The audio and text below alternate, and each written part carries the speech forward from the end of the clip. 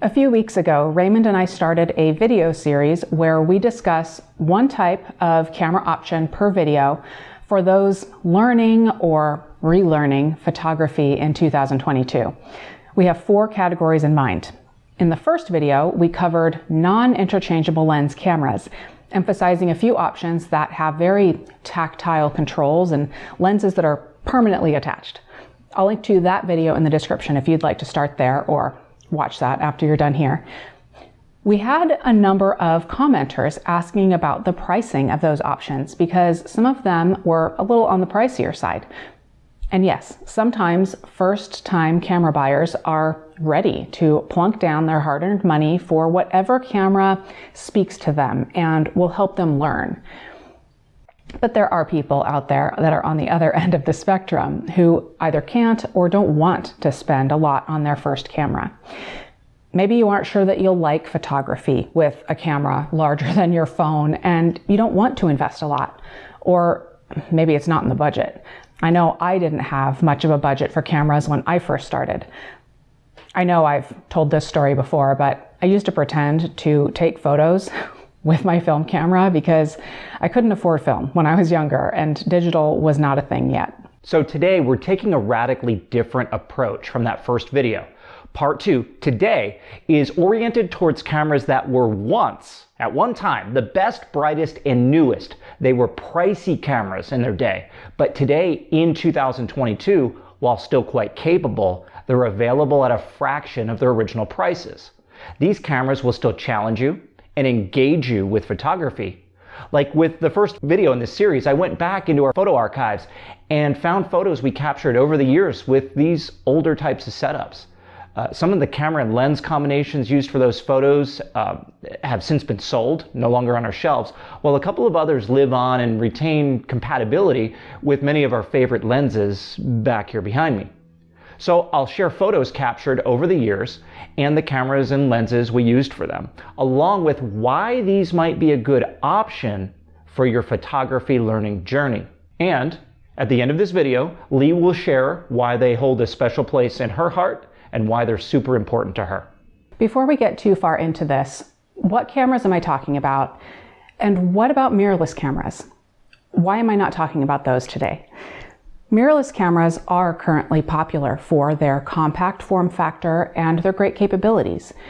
In fact, in the next video in this series, we will include mirrorless setups, but many of you continue to shoot quite successfully with DSLRs.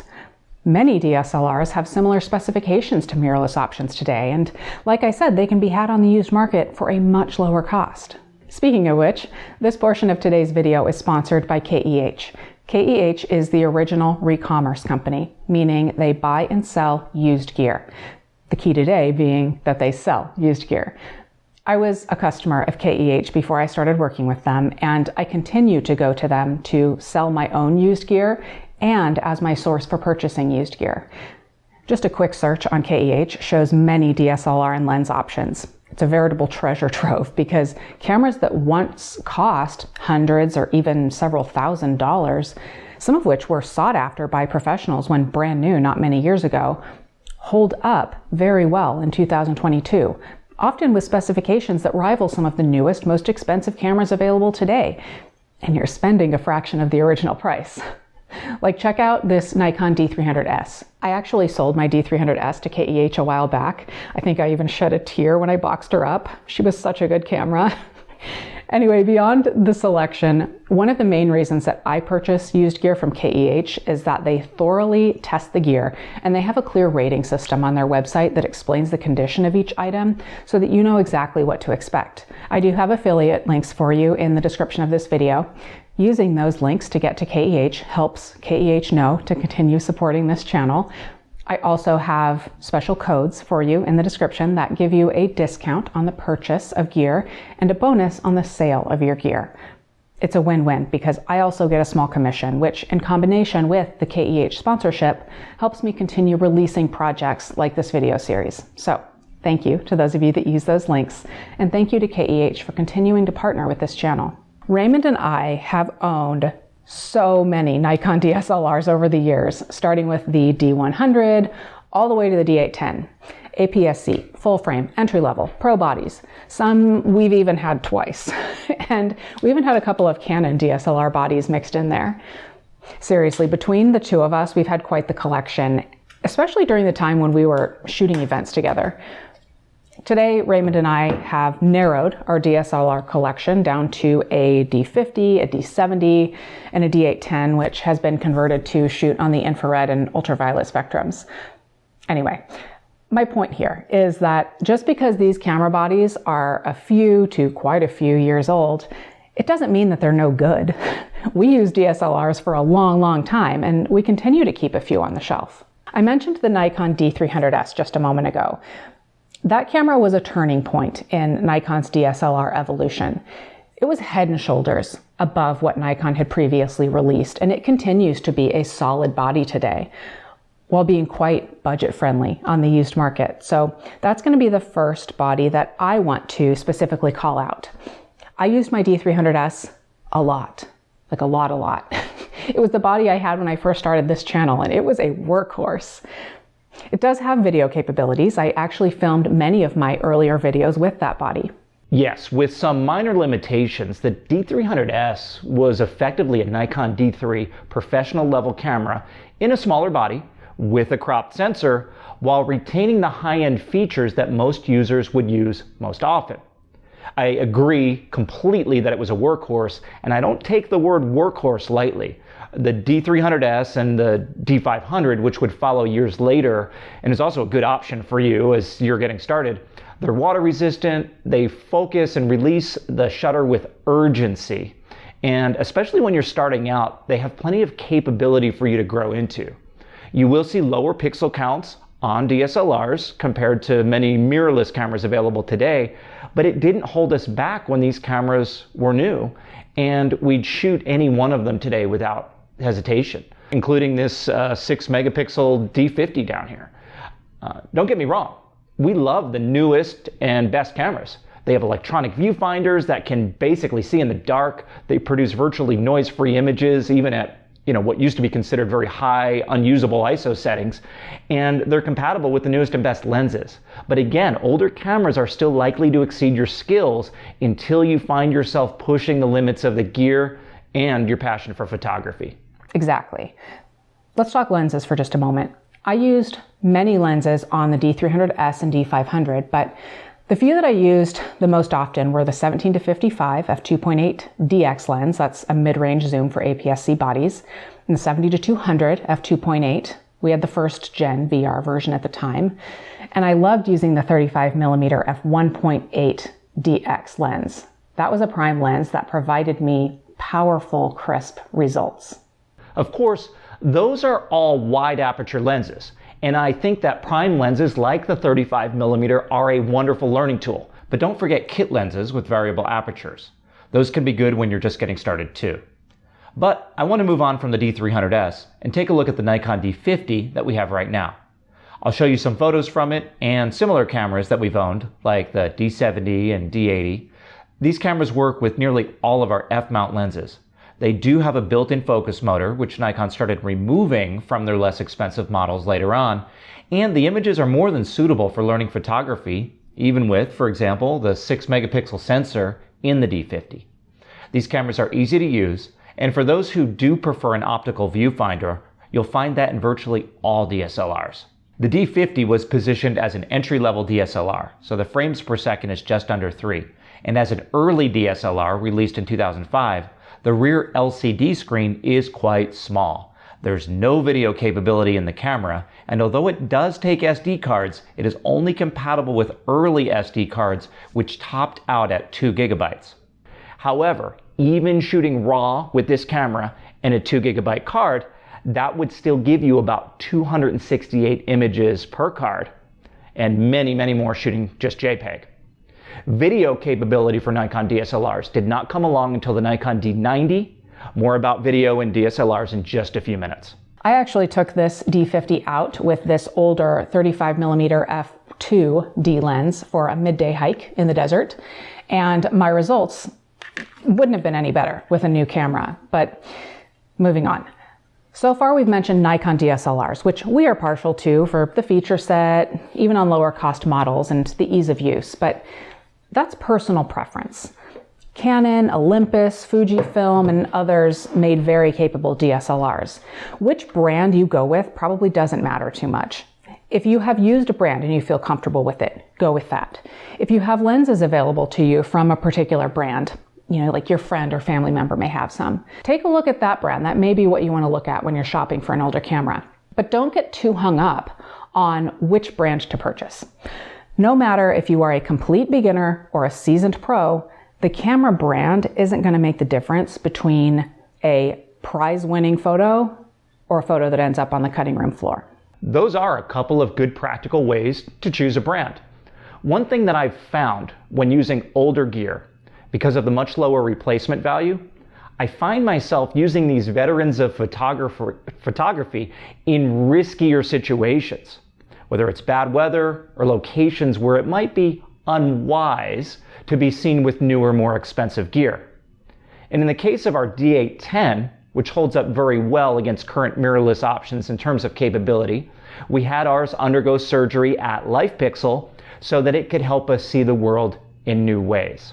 I used that D810 a ton before getting it converted. I loved it.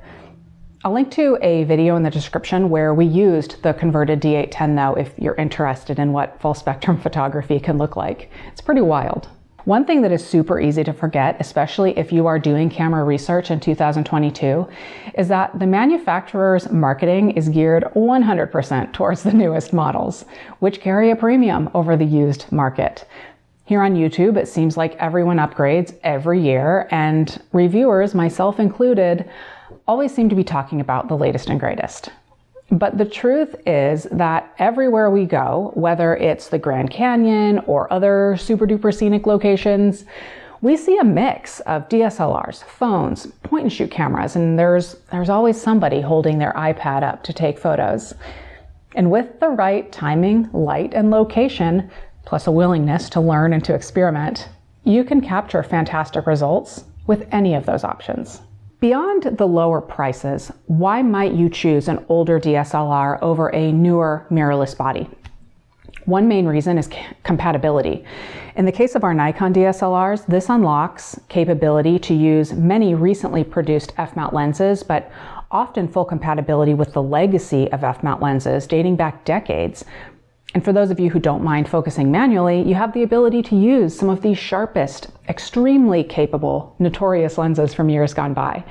We recently purchased this 50mm f1.2 Nikkor prime lens from KEH, and it's in absolutely brilliant condition. And it's a dream to use on our film cameras, our DSLRs, and our mirrorless cameras, because believe it or not, that lens not only adapts to Nikon mirrorless cameras, but it works great adapted to our two mirrorless L-mount cameras also. And the reason that I mention this is that if you do acquire DSLR lenses for a second or third hand DSLR that you're learning on, those lenses are not necessarily useless to you if and when you decide that you are ready for a much more expensive, modern mirrorless marvel of a camera. One last thing from me about DSLRs. With the exception of some of the absolute most recent, such as the Nikon D780 or the D6, your phone probably has better video capabilities.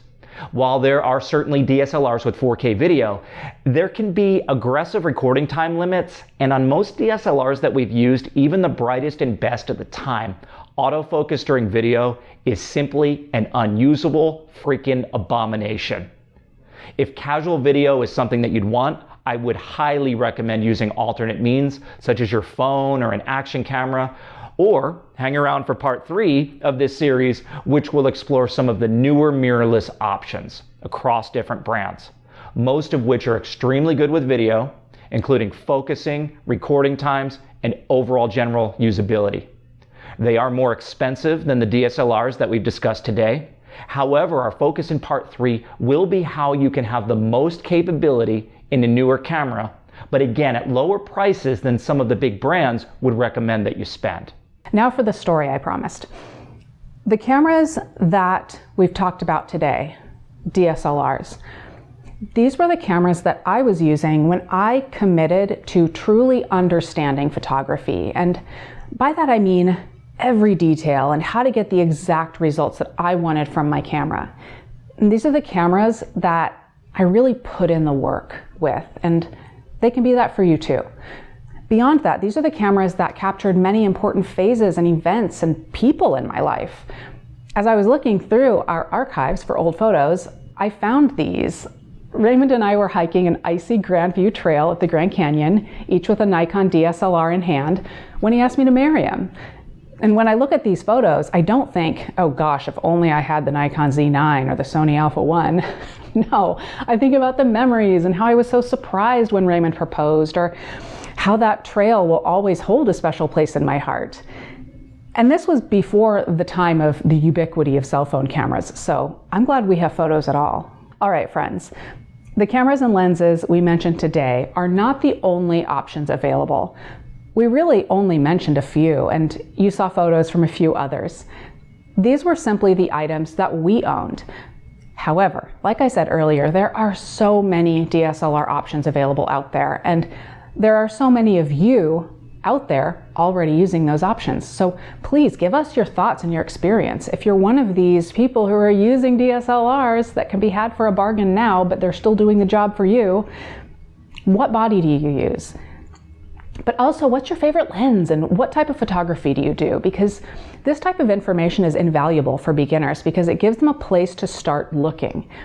When you're first starting out, it can be so intimidating to see all of the gear options out there and not really know what you're looking for. Today, Raymond and I have shared some of our gear setups from the past that we would still recommend today, but please share your recommendations in the comments. Thank you to KEH for supporting this channel, and thank you for watching.